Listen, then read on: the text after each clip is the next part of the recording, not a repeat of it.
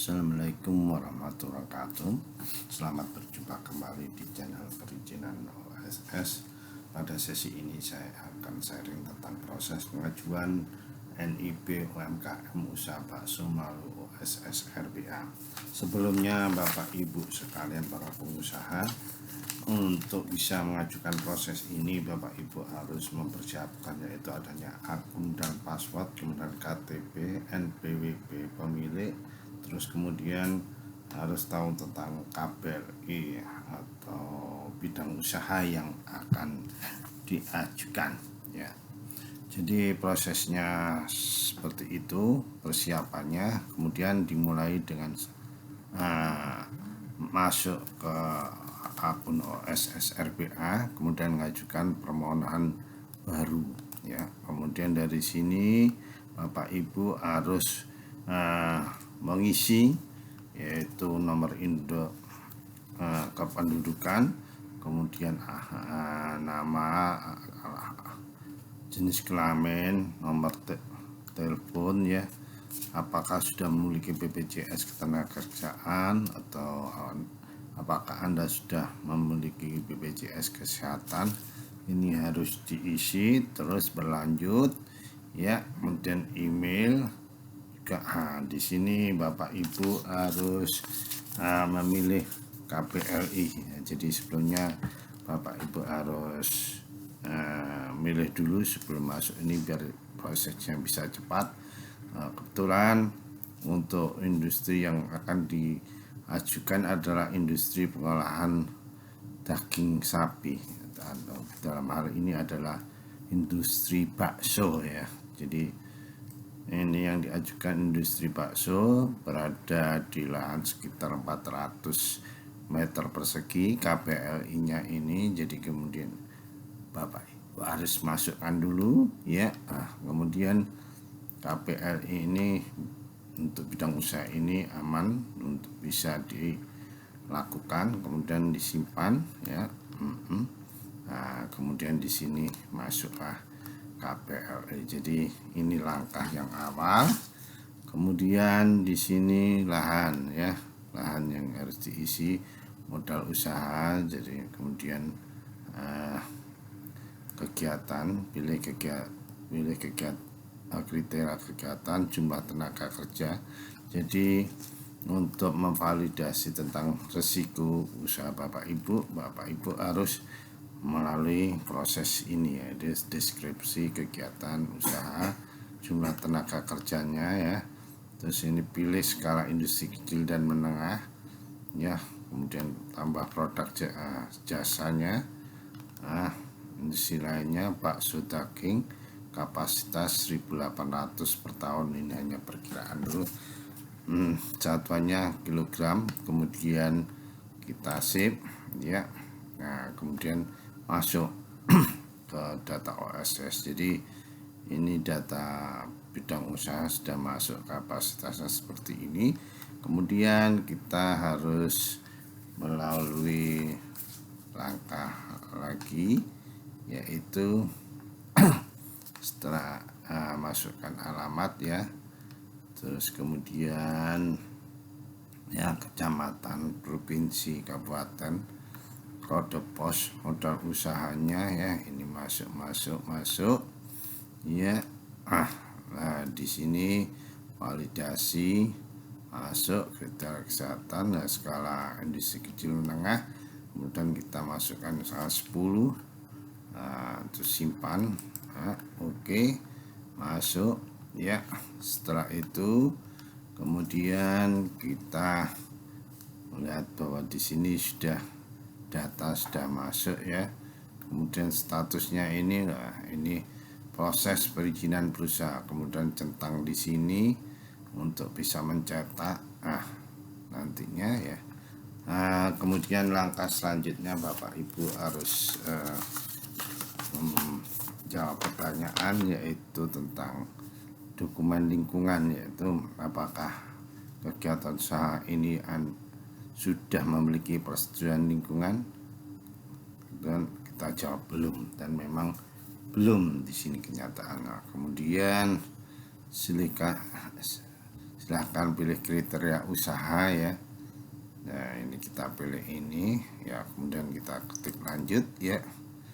Nah karena luas usahanya hanya 400-an ya, di lahan 400 meter persegi. Nah di sini ada pernyataan disimulan luas lahan produksi kurang dari 1 hektar. Kemudian lanjut ya, uraikan isi berdasarkan luas lahan tersebut. Kemudian kita lihat bahwa di sini kewajibannya ada untuk dokumen lingkungan adalah SPPL. Kita isi kegiatannya ya, kita isi, kemudian kita lanjut ya. Nah kemudian langkah selanjutnya adalah membuat pernyataan mandiri. Jadi Bapak Ibu harus baca dulu sebelum lanjut. Jadi ini dibaca, jadi ada beberapa pernyataan mandiri, yaitu menjaga keselamatan, keamanan, kesehatan, dan pelestarian fungsi lingkungan atau K3L. Nah di sini Bapak Ibu baca semuanya, kemudian dicentang ya. Kemudian harus kesediaan menulis standar usaha. Nah ini Bapak Ibu perlu baca semuanya ya. Jadi ini kewajibannya adalah seperti ini, Bapak Ibu baca, kemudian setelah itu dicentang. Nah kemudian pernyataan usaha mikro atau usaha kecil terkait tata ruang. Nah ini Bapak Ibu juga harus baca. Jadi dalam rangka pemeriksaan kesesuaian kegiatan manfaatan ruang untuk perizinan berusaha berbasis risiko, dengan ini menyatakan bahwa kegiatan usaha dan lokasi usaha kami telah sesuai dengan rencana tata ruang, dan skala usaha kami adalah usaha mikro atau usaha kecil sesuai dengan jumlah isian total modal usaha yang tidak lebih dari 5M, tidak termasuk tanah dan bangunan tempat usaha. Nah kemudian di sini dicentang. Kemudian ini Bapak Ibu juga harus membuat pernyataan mandiri, yaitu tentang SPPL. Bapak Ibu baca semuanya di sini. Kemudian setelah Bapak Ibu paham, Bapak Ibu bisa centang di sini ya. Nah, terus kemudian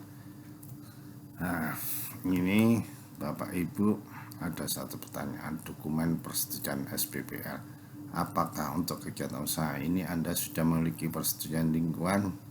Jawab belum. Ya memang belum. Kemudian dilanjut ya.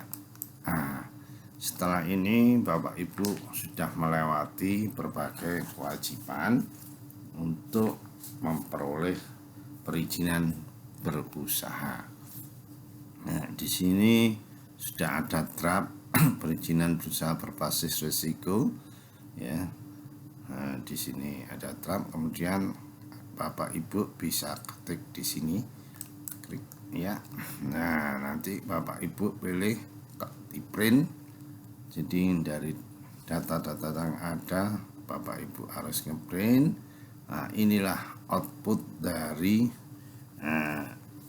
permohonan yang Bapak Ibu ajukan. Pertama adalah NIB, karena ini adalah usaha mikro dan tingkat resikonya rendah, jadi tidak ada yang namanya izin usahanya. Jadi izin usaha industrinya tidak diterbitkan karena untuk resiko rendah ya.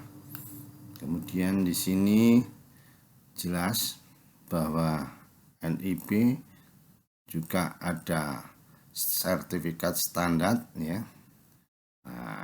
Di sini ada penjelasannya tentang sertifikat standar.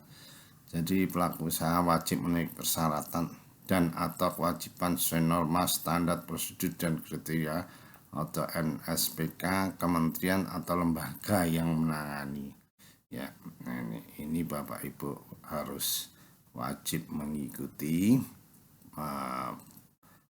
prosedur ini ya. Kemudian sertifikat standarnya juga sudah terbit. Kemudian di sini ada pernyataan mandiri menjaga keselamatan, keamanan, kesehatan dan pelestarian fungsi lingkungan. Ya, di sini ya pernyataan mandiri. Nah, disinilah jadi ada 4 output yang langsung keluar dari proses permohonan yang Bapak Ibu ajukan, yaitu NIB, kemudian sertifikat standar K3A, kesediaan memenuhi standar usaha, dan SPPL. Ya, mudah sekali bukan? Bapak Ibu boleh mencobanya ya. Demikian tentang proses permohonan NIB untuk UMKM. Semoga bermanfaat bagi Bapak Ibu para calon pengusaha dan para pengusaha. Kurang lebihnya saya mohon maaf. Wabillahi taufiq wal hidayah. Wassalamualaikum warahmatullahi wabarakatuh.